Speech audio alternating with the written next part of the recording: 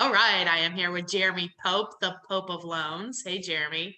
Hi, how are you today? Great. How are you? I'm wonderful, Good. wonderful. Thank And we you. are here for our lender update, and Jeremy's with PRMG. So, Jeremy, we have every day somebody asks me if I think there's going to be another bubble. Yeah, me too. You do? Well, what do you say? I don't have the crystal ball. If I did, I wouldn't be sitting in this office. We'd be on a private island doing fun stuff, right? I don't know. I have a Magic But 8 Ball app, though. right. That would be cool, right? I was around in the industry for the last crash, right? I shouldn't take light in that. That was bad. That was bad, Yeah. bad news. But it's not 2008 all over again. It's completely different. Yeah. So yeah, I think it's What do you important think to talk about. why do you think that because there's no evidence that there's going to be something similar to like 2008, right? So Right. like let's just back up. So 2008 you had those like loans. What were they called? They're called ninja loans. What does that mean? Okay, well, when you think about a loan, what do you think about banks verifying? Maybe All the income, paperwork. They need yeah, to like your income, your job, and maybe thanks. some money in the bank, right? And a Well, lot of other stuff. yeah, ninja loans don't do any of that. So, ninja, no income, no job or assets. So, all of the things you think of a bank caring about, we no longer care about. Right. And that's why there was like that crash in '08 with the housing market because people were getting loans that could not afford a loan. Okay. Right. A good movie to watch, which breaks it down into layman's terms, if you're not in the business. The Big Short, I recommend it. It's a good movie. There's a scene in the movie where they kind of hit the epiphany, right? It like the light bulb goes off. They're talking to. They went there to do research, allegedly, right in the movie. They're talking to an exotic dancer who owns like 6 houses. How'd she get 6 houses? I mean, I don't I know. don't know how much money I don't this know how movie that happened. makes. Yeah. I think the writing was on the wall, and she specifically said, no, I'm not really claiming any income, kind of what I have to. But how'd she qualify for 6 houses? Yeah. Right? So I think like right now people are just they're thinking that because it feels like something's going on, right?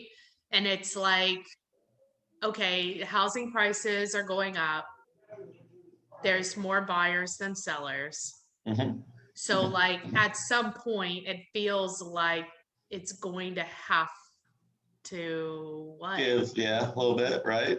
Yeah. Um, Yes, I think that what's driving the fear is you see a house last year that was like 200,000 and now this year it's 250, right? Right. Like big increases But what were the in interest prices. rates? Well, interest rates have been really low for like a long time too. I think that's Right. like my main question is like, why? Why are Why? they? Well, the Fed has lots of tools in their toolbox that they can throw at this. I mean, it's the Federal Reserve of the United States. They don't have a budget. There's no budget. No. Whatever they want to spend, they spend. So they have been buying mortgage-backed securities at the tune of like 30 and 40 and 50 and sometimes 60 billion a month What's because the normal, like market considered normal? normal is they're not even really involved. Oh, they went Yeah. from not involved to like, Right. Yeah. So they're buying bonds. They're driving the price of the bonds up, which then drives interest who rates normally down. buys them? The second market, like the Wall Street, big institutional type investors. So are they also buying them too? Or They are, but if they're not buying them enough to keep rates low. So what they're doing really isn't bad. they're keeping rates low, not for me and you and clients to buy houses. We're just the trickle down effect. They're keeping them low because they want the Procter and Gambles of the world, GE, Coca-Cola, Ford, the big companies to borrow money. When they're borrowing money, they're building buildings, they're hiring new people, they're expanding operations. And it's all to, if they're spending, then the economy should be moving forward. And I think, like you made a point in the beginning, it's like people that are buying houses now are qualified people. Like Yes. if you go to try to get a loan, like you're going to have to present all this documentation. So having a similar like bust it's unlikely. Right. But what do you think will happen? Well, I think at some point, there's going to be a need to be a shift in housing. Like, this is just my opinion, but I kind of think about like, where is housing started and where is it now? Like, so just think back 100 years. Think about the technology changes we have had in 100 years. Right. But has housing changed? No. They're still using 2x4s and bricks and cinder blocks. And yeah, there is some new stuff they're doing, but it hasn't changed. They're just doing things the same way.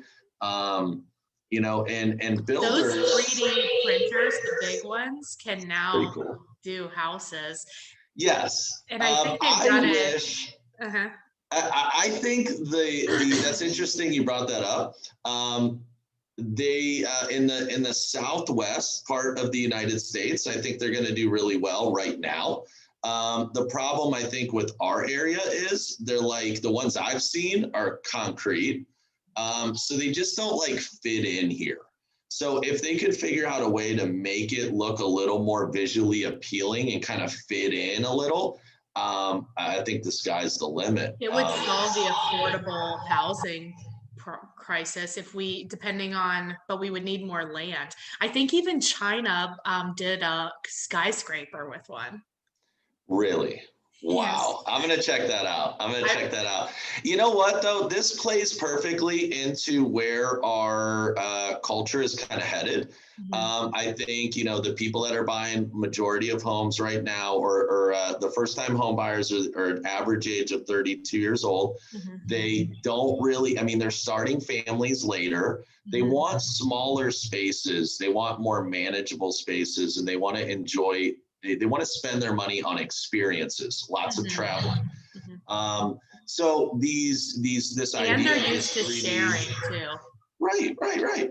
This 3D printed idea, works great. That's exactly what they want. They don't want a 3,000 square foot house. They don't even want it.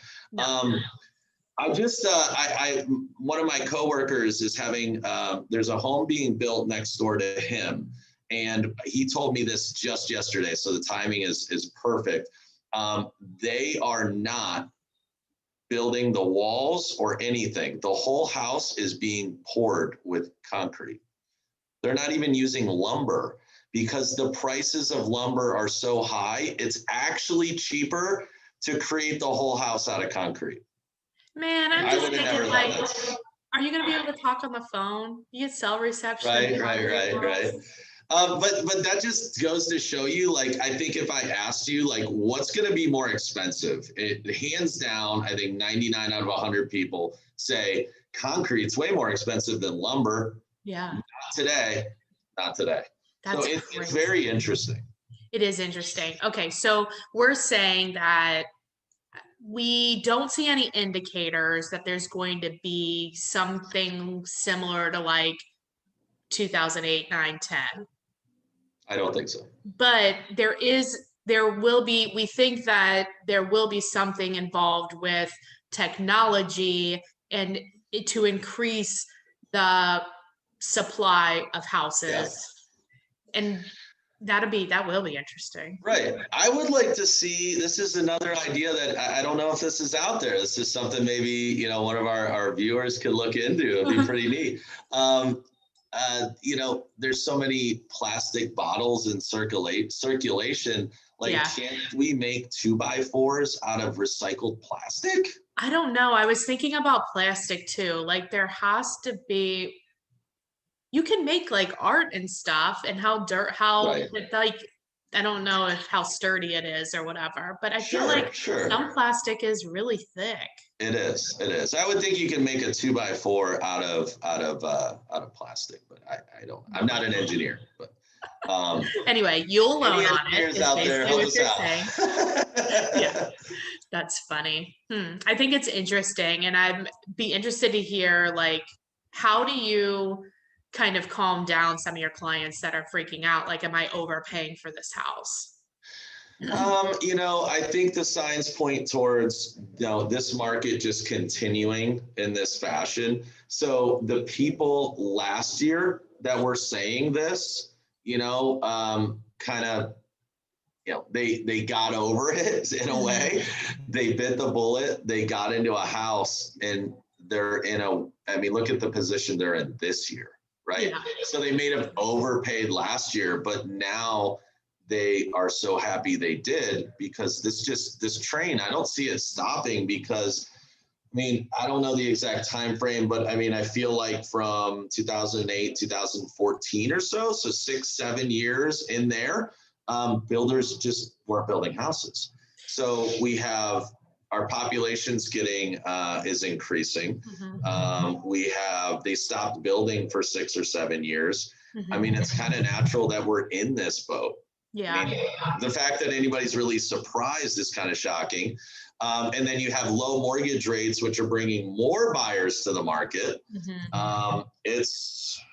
I don't know. I It's think that as the supply and once we solve the supply issue, the rates, I believe, will go up. Do you agree? I think so. I think so. They can't stay this way forever. And should they? Not No, really. I I don't think mean, it's not good. Like we need it to at go. some point, like this is like it's time to, pony up and kind of pay the piper. Yeah. Right. I mean, we Yeah. don't need them to be like 18%, like how they were. No, no, no. But if rates were what I would like to see, this just gives the Federal Reserve. We talked about them having lots of tools. If we are at 3% interest rates on 30-year fixed mortgages, and we do run into an issue in the economy, what are they going to do? Lower them to 2? Right. There's no room to like save it. Yeah. So I would rather see them at like 5, 5. and if we Yeah. run into a problem, bring them back down to 3 and get us out of it. Yeah. No, I There's agree. I room, agree. room to come Well, down. remind us again where you can do loans in. I am licensed in Ohio, Kentucky, Indiana. Corporate office, we can do loans really anywhere. But yeah, that's my that's generally where I'm doing all of this. Yes. All right. What's the best way to get a hold of you? You can call or text or email. Cell phone number, probably the best way to start, 513-432-6971. Perfect. All right. Well, thanks for being on, Jeremy. Of course. Talk to you later. Thank you. Bye.